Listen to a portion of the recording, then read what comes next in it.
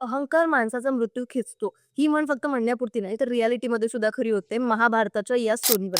High, this is Pooja Pawar and you are watching to be honest with Pooja Pawar. आणि आज मी सांगणार आहे महाभारताची अशी कहाणी ज्याच्यावरून तुम्हाला तुमच्या इगोचा कितपत वापर करायचा आहे हे समजून येईल. महाभारत सुरू होतं शांतनू राजापासून. शांतनू राजाची 3 मुलं होती, जी राज्यपदासाठी योग्य होते. जसं की गंगापुत्र भीष्म. हे आपल्या सगळ्यांनाच माहिती आहे, की गंगापुत्र भीष्माने महाराणी सत्यवतीसाठी हे व्रत घेतलं होतं, की तो आजन्म ब्रह्मचर्य धारण करेल आणि कधीच राजा होणार नाही. त्यानंतर महाराणी सत्यवतीची येतात 2 मुलं, एक विचित्रवीर आणि दुसरा Chitrangad.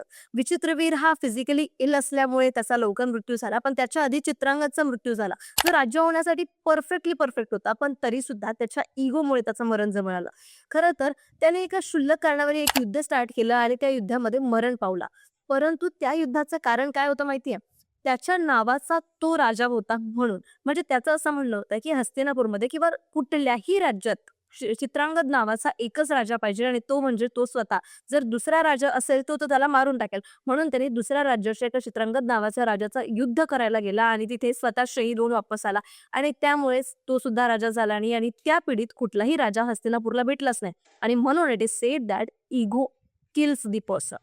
Thank you. If you like this video, do like, comment, share and don't forget to subscribe the channel. आणि इगोमुळे अजून असे काही क्लॅशेस होऊ शकतात मला कमेंट करून नक्की सांगा. Thank you.